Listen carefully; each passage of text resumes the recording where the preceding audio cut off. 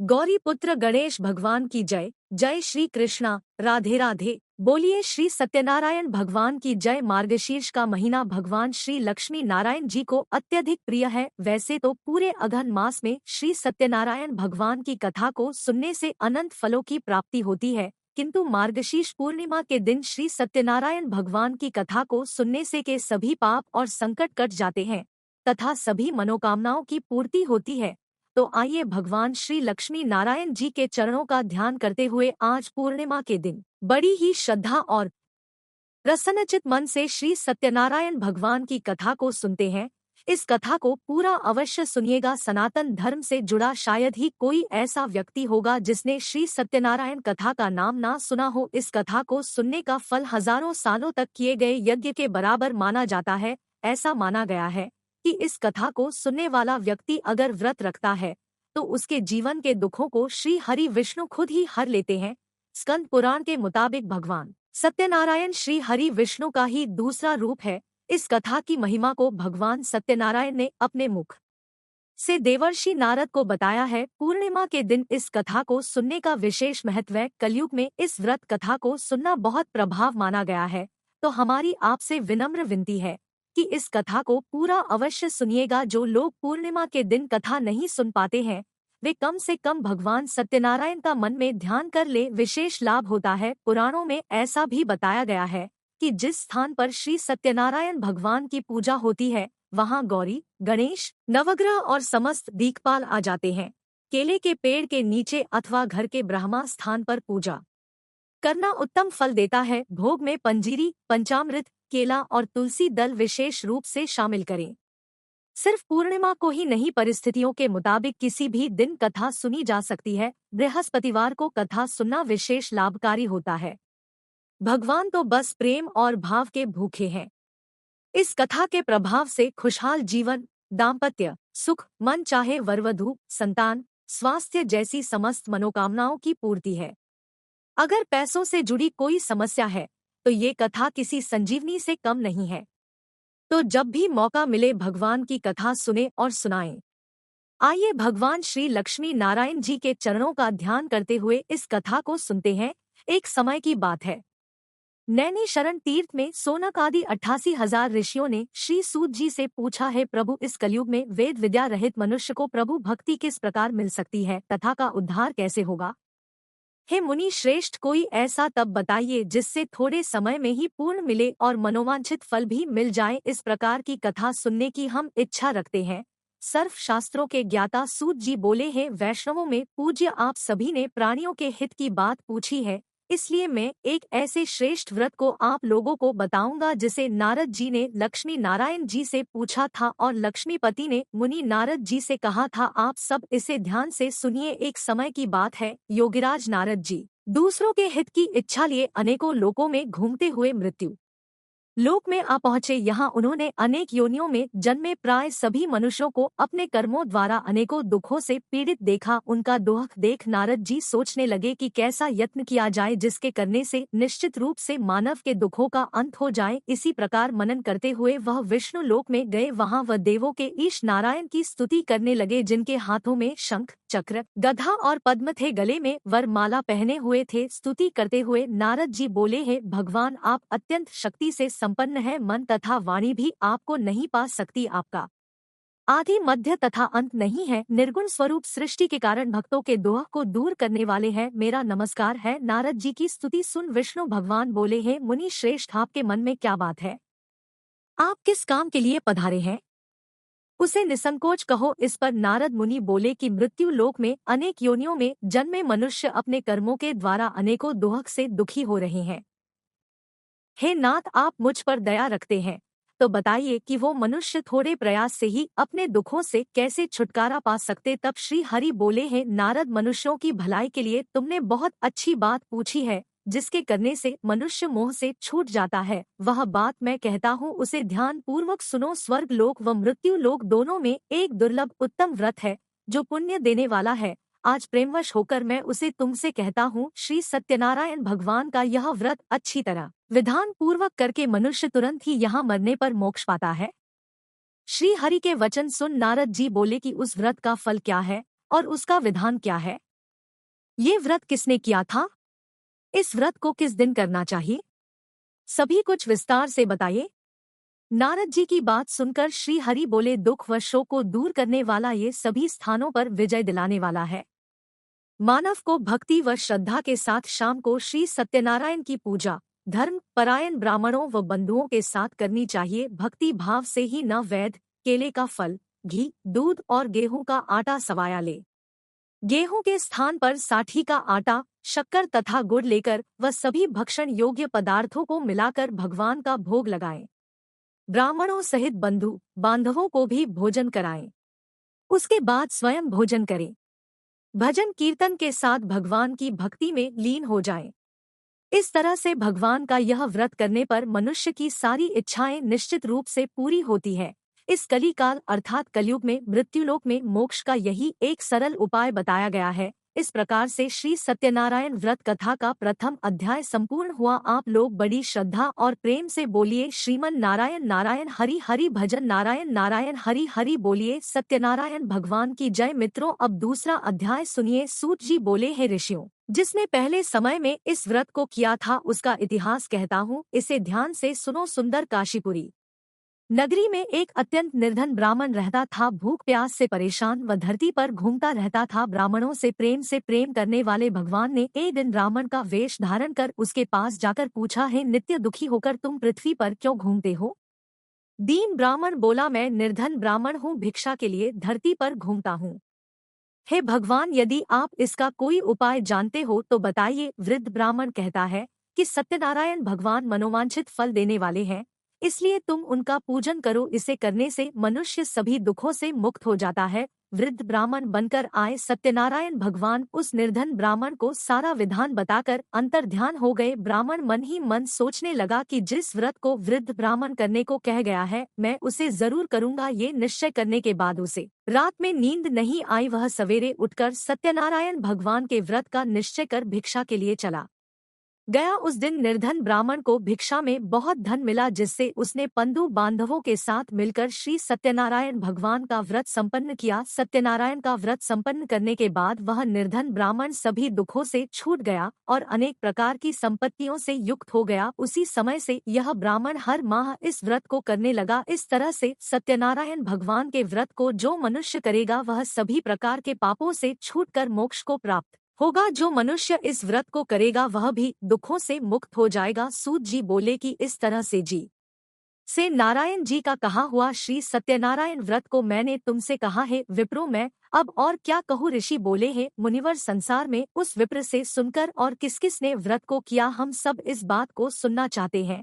इसके लिए हमारे मन में श्रद्धा का भाव है। सूत जी बोले हैं, मुनियों, जिस जिसने इस व्रत को किया है वह सब सुनो। एक समय वही विप्र धन व ऐश्वर्य के अनुसार बंधु बांधवों के साथ इस व्रत को करने को तैयार हुआ। उसी समय एक लकड़ी बेचने वाला बूढ़ा आदमी आया और लकड़ियां बाहर रखकर अंदर ब्राह्मणों के घर में गया। प्यास से दुखी व लकड़हारा उनको व्रत करते देख विप्र को नमस्कार कर पूछने लगा कि आप ये क्या कर रहे हैं तथा इसे करने से क्या फल मिलेगा, कृपया मुझे भी बताइए। ब्राह्मण ने कहा कि सब मनोकामनाओं को पूरा करने वाला ये नारायण भगवान का व्रत है। इनकी कृपा से ही मेरे घर में धन धान्य आदि की वृद्धि हुई है।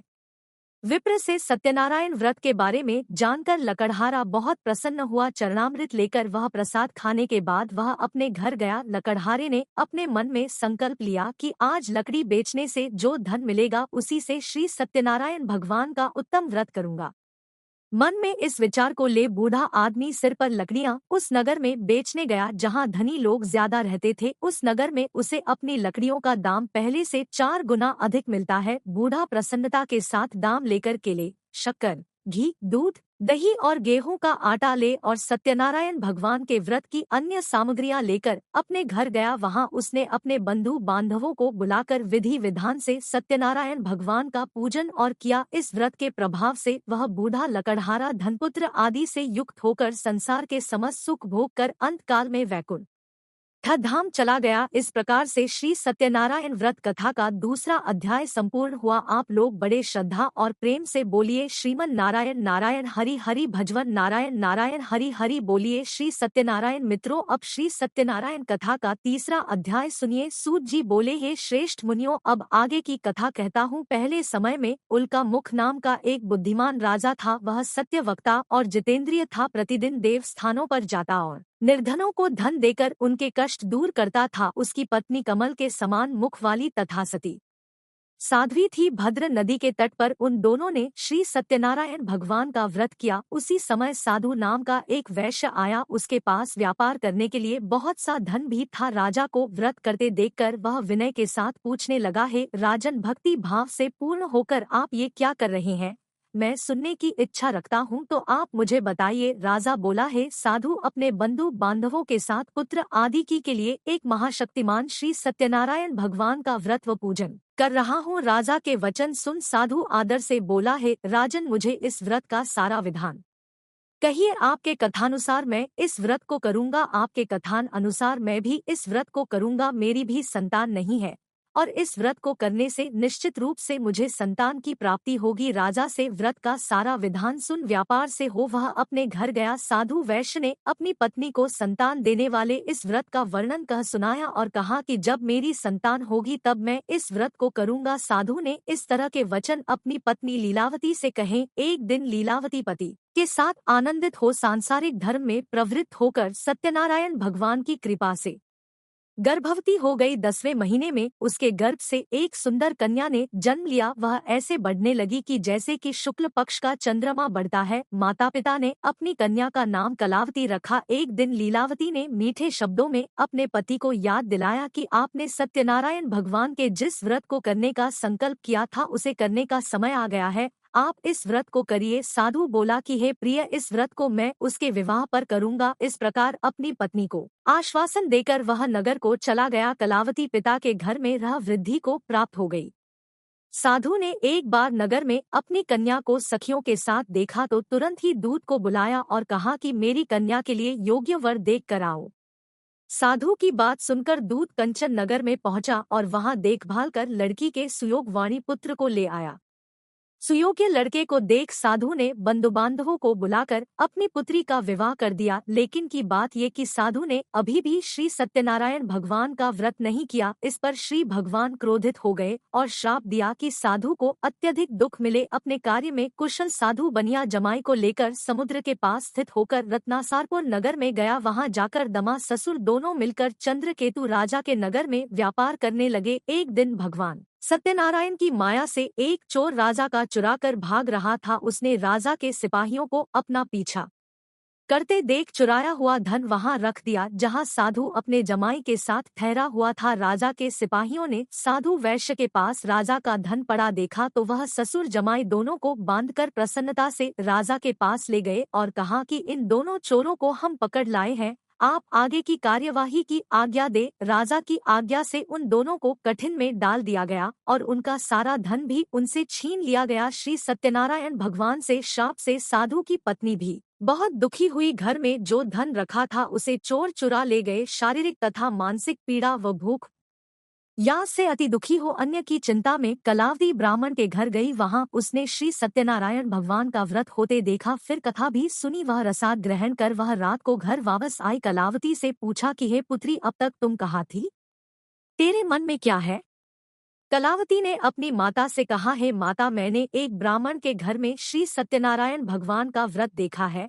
कन्या के वचन सुन लीलावती भगवान के पूजन की तैयारी करने लगी। लीलावती ने परिवार व बंधुओं सहित सत्यनारायण भगवान का पूजन किया और उनसे वर मांगा कि मेरे पति तथा जमाई शीघ्र घर आ जाए। साथ ही ये भी प्रार्थना की कि हम सबका अपराध भगवान क्षमा करे। श्री सत्यनारायण भगवान इस व्रत से संतुष्ट हो गए और राजा चंद्रकेतु को सपने में दर्शन दे कहा कि हे राजन, तुम उन दोनों वैश्यों को छोड़ दो और तुमने उनका जो धन लिया है उसे भी वापस कर दो। अगर ऐसा नहीं किया तो मैं तुम्हारा धन, राज्य व संतान सभी को नष्ट कर दूंगा। राजा को ये सब कहकर वह अंतर्ध्यान हो गए। प्रातःकाल सभा में राजा ने अपना सपना सुनाया। फिर बोले कि बनिक पुत्रों को कैश से मुक्त कर सभा में लाओ। दोनों ने आते ही राजा को प्रणाम किया।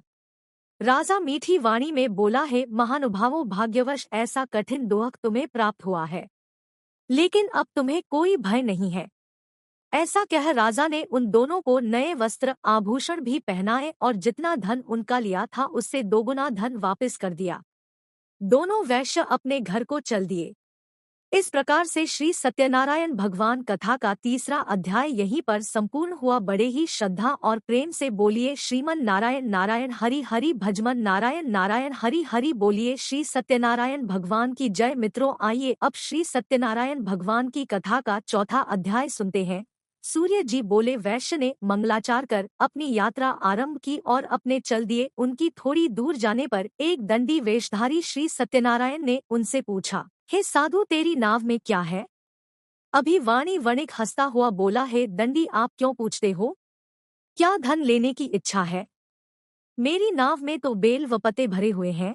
वैश्य के कठोर वचन सुन भगवान बोले, तुम्हारे वचन सत्य हो।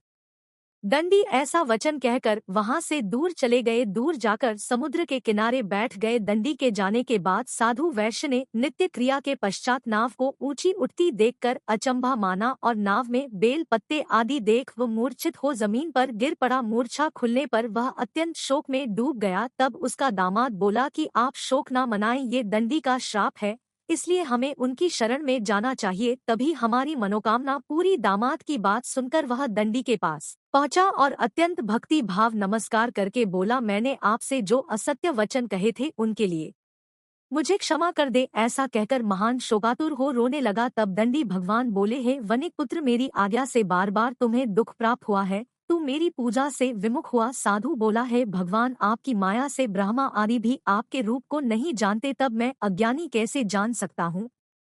आप प्रसन्न होइए, अब मैं सामर्थ्य के अनुसार आपकी पूजा करूँगा, मेरी रक्षा करो और पहले के समान नौका में धन भर दो। साधु वैश्य के भक्तिपूर्वक वचन सुनकर भगवान प्रसन्न हो गए और उसकी इच्छा अनुसार वरदान देकर अंतर्ध्यान हो गए।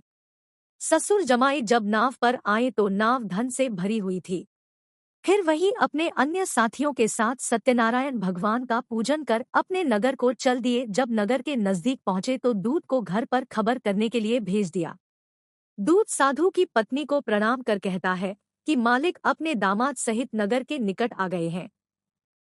दूत की बात सुन साधु की पत्नी लीलावती ने बड़े हर्ष के साथ सत्यनारायण भगवान का पूजन कर अपनी पुत्री कलावती से कहा कि मैं अपने पति के दर्शन जाती हूँ, तू कार्य पूर्ण कर शीघ्र आ जा। माता के ऐसे वचन सुन कलावती जल्दी से प्रसाद छोड़ अपने पति के पास चली गई। प्रसाद की अवज्ञा के कारण श्री सत्यनारायण भगवान रुष्ट हो गए और नाव सहित उसके पति को पानी में डुबो दिया। कलावती अपने पति को वहां ना पाकर रोती हुई जमीन पर गिर गई। नौका को डूबा हुआ देख वह कन्या को रोता हुआ देख साधु दुखी होकर बोला कि हे प्रभु, मुझसे मेरे परिवार से जो भूल हुई है उसे क्षमा करे। साधु के 3 वचन सुनकर श्री सत्यनारायण भगवान प्रसन्न हो गए और आकाशवाणी हुई है, साधु, तेरी कन्या मेरे प्रसाद को छोड़कर आई है, इसलिए उसका पति अदृश्य हो गया है। यदि वह घर जाकर प्रसाद खाकर लौटती है तो इसे इसका पति अवश्य मिलेगा। ऐसी आकाशवाणी सुन कलावती घर पहुंचकर प्रसाद खाती है और फिर आकर अपने पति के दर्शन है।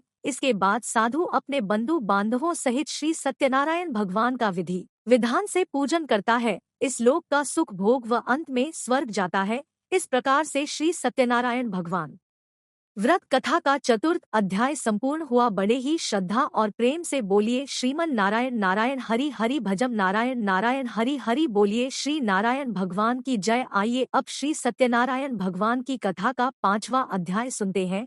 सूत जी बोले, हे ऋषियों, में और भी एक कथा सुनाता हूँ, उसे भी ध्यान पूर्वक सुनो। प्रजापालन में लीन तुंग ध्वज नाम का एक राजा था। उसने भी भगवान का प्रसाद त्याग कर बहुत ही दोहक सहन किया। एक बार वन में जाकर वन्य पशुओं को मारकर वह बढ़ के पेड़ नीचे आया। वहां उसने ग्वालों को भक्ति भाव से अपने बंधुओं सहित सत्यनारायण भगवान का पूजन करते देखा। अभिमानवश राजा ने उन्हें देखकर भी पूजा स्थान में नहीं गया और न ही उसने भगवान को नमस्कार किया।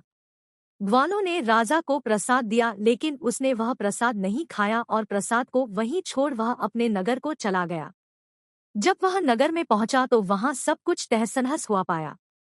तो वह शीघ्र ही कि ये सब भगवान ने ही किया है, वह दोबारा ग्वालों के पास पहुंचा और विधि पूर्वक पूजा करके प्रसाद खाया तो श्री सत्यनारायण भगवान की कृपा से सब कुछ पहले जैसा हो गया। दीर्घ काल तक शुभ भोगने के बाद मरणोपरांत उसे स्वर्ग लोक की प्राप्ति हुई। जो मनुष्य परम दुर्लभ इस व्रत को करेगा तो भगवान सत्यनारायण की अनुकंपा से उसे धन धान की प्राप्ति होगी। निर्धन धनी हो जाता है और भय हो जीवन जीता है। संतानहीन मनुष्य को संतान सुख मिलता है और सारे मनोरथ पूर्ण होने पर मानव अंत काल में बैकुंठ धाम को जाता है।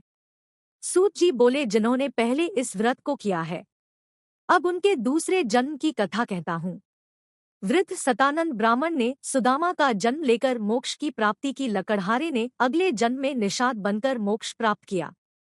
उल्का मुख नाम का राजा दशरथ होकर को गए साधु नाम के वैश्य ने मोर ध्वज बनकर अपने पुत्र को आर्य से चीर कर मोक्ष पाया। महाराज तुम ध्वज ने स्वयंभू होकर भगवान में भक्ति युक्त हो कर्म कर मोक्ष पाया। इस प्रकार से श्री सत्यनारायण व्रत कथा का 5वां अध्याय संपूर्ण हुआ। बड़े ही श्रद्धा और प्रेम से बोलिए श्रीमन नारायण नारायण हरि हरि भजवन नारायण नारायण हरि हरि। बोलिए श्री सत्यनारायण भगवान की जय। आइए अब श्री सत्यनारायण भगवान की आरती सुनते हैं।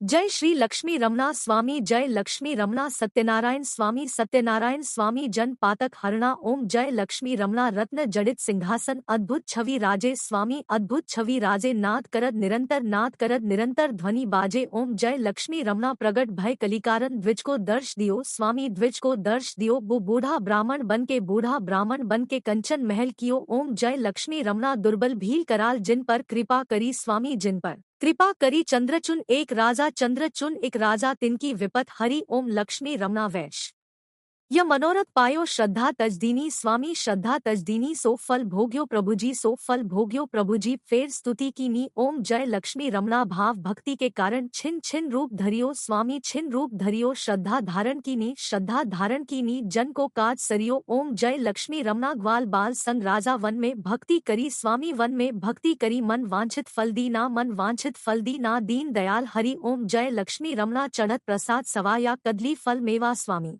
कदली फल मेवा। धूप दीप तुलसी से राजी सत्य देवा। ओम जय लक्ष्मी रमणा श्री सत्यनारायण जी की आरती जो कोई नर गावे स्वामी, रेती जो कोई नर गावे। कहत शिवानंद स्वामी, मन वांछित फल पावे। ओम जय लक्ष्मी रमणा। बोलिए श्री सत्यनारायण भगवान की जय। मित्रों, पूरी सत्यनारायण व्रत कथा का निहितार्थ ये है कि लौकिक एवं परलौकिक हितों की साधना के लिए मनुष्य को सत्य आचरण का व्रत लेना चाहिए। सत्य ही भगवान है, सत्य ही विष्णु है। लोक में सारी बुराइयों, सारे कलेशों, सारे संघर्षों का मूल कारण है सत्य आचरण का अभाव। सत्यनारायण व्रत कथा पुस्तिका में इस संबंध में एक श्लोक है जिसका अर्थ है, सत्यनारायण व्रत का अनुष्ठान करके मनुष्य सभी दुखों से मुक्त हो जाता है। कली काल में सत्य की पूजा विशेष रूप से फलदायी है। सत्य के अनेक नाम हैं, यथा सत्यनारायण, सत्यदेव, सनातन, सत्य रूपी विष्णु। भगवान कलयुग में रूप धारण करके लोगों को मनोवांछित फल देंगे। इसी प्रकार से श्री सत्यनारायण व्रत कथा संपूर्ण हुई। श्रीमन नारायण नारायण हरि हरि भजन नारायण नारायण हरि हरि। बोलिए श्री सत्यनारायण भगवान की जय। जय श्री राधे।